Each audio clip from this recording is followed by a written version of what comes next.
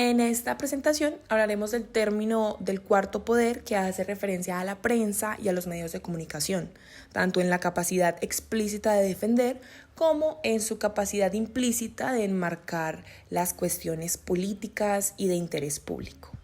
En este ejercicio daremos un contexto de la problemática tratada, también como la tesis de la columna escogida por el equipo, los argumentos, la persuasión que se logra a través del lenguaje en esta publicación, las posturas tanto ideológicas como políticas y por último la relación del periodista con el medio editorial. En la mayoría de los países democráticos como Colombia, el poder se divide entre legislativo, ejecutivo y judicial. Sin embargo, se ha llegado a simbolizar a los medios de comunicación como un segmento de la sociedad que tiene un papel indirecto pero clave en la influencia del sistema político.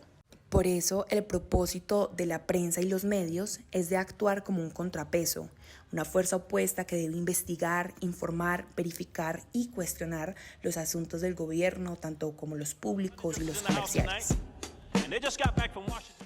Dentro de la noción de la comunicación y la prensa como un cuarto poder del Estado, tomamos como ejemplo el caso Watergate, un caso que fue el epítome de la prensa libre y la democracia en Estados Unidos en los años 70. Aunque puede sonar un poco exagerado decir que los medios de comunicación son el cuarto poder del Estado de una democracia, se puede inferir que simbólicamente lo son. Como en el caso anteriormente mencionado, en el informe sobre el Watergate fueron sobre todo el New York Times y el Washington Post los que dieron una cobertura casi mensual de los acontecimientos del asunto Watergate desde el comienzo de este hecho. Dos medios que generalmente se inclinan por ideologías democráticas, algo no muy favorable para Nixon, el cual era un candidato republicano. Este reportaje de Woodward y Bernstein fue absolutamente crítico y representó un hito del periodismo estadounidense, convulsionando a media nación, una nación completa que puso a prueba el sistema constitucional y político de Estados Unidos. Teniendo en cuenta el reportaje y la investigación del Watergate, decidimos analizar el contexto de la noticia que actualmente se desarrolla en Colombia en el marco de la reforma tributaria que pretende agravar algunos productos y servicios para sobrepasar económicamente las múltiples iniciativas del Estado en pro del bienestar social. El principal objetivo de realizar una reforma tributaria es ajustar los presupuestos y establecer nuevas dinámicas económicas en el país. Por lo general, las reformas tributarias buscan aumentar el recaudo de impuestos o aumentar el número de los contribuyentes.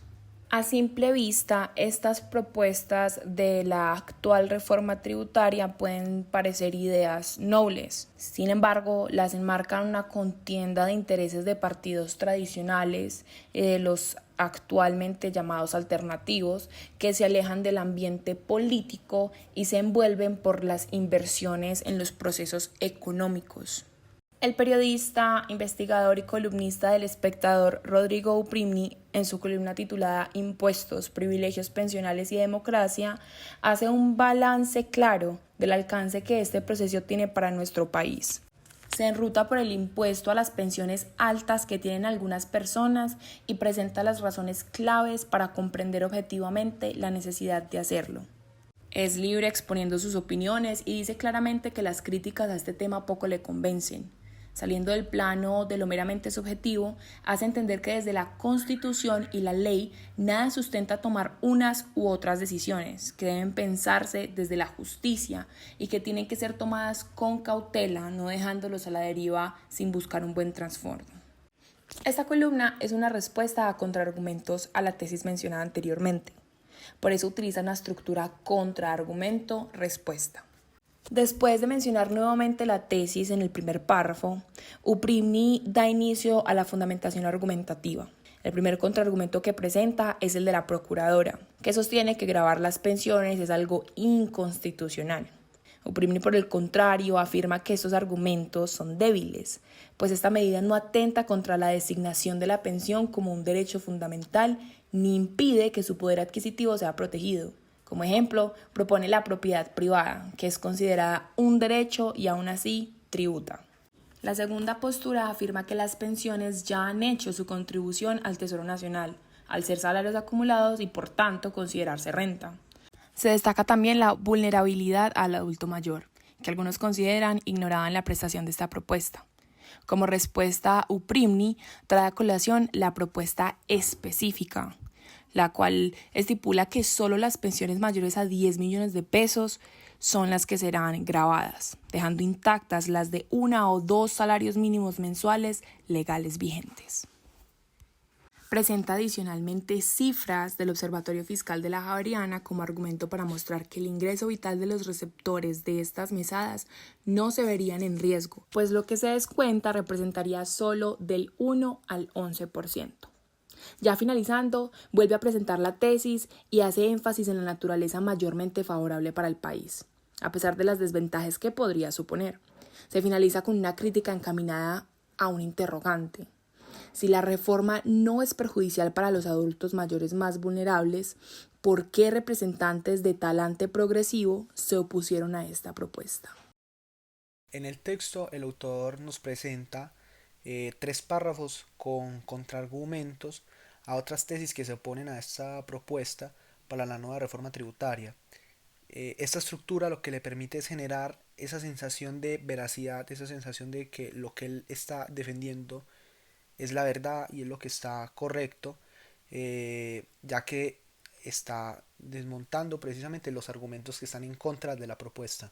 Además, a lo largo del texto busca apelar a los sentimientos del público, intentando enviar ese mensaje de que lo que busca la propuesta es igualdad, alcanzar la igualdad y alcanzar la justicia también.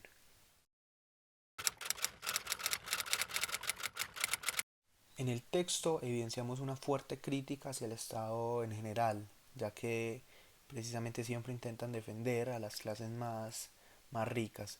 Pero si hay una institución en la que el autor haga énfasis precisamente en su crítica es el Congreso, que precisamente representa una gran parte de la clase más adinerada y que precisamente al estar ocupando una de las 3 ramas del poder, propuestas como estas nunca vayan a entrar en vigor.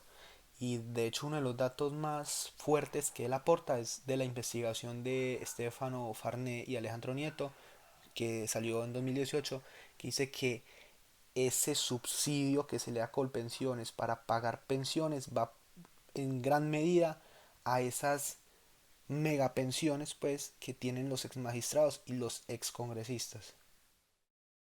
Ya por último, la tesis que el columnista nos presenta va muy de la mano con la ideología del medio, ¿cierto? Que es el espectador, que desde que se fundó en 1887 siempre se ha caracterizado por asumir una postura bastante neutra, siempre respetando la libertad de pensamiento y la libertad de prensa.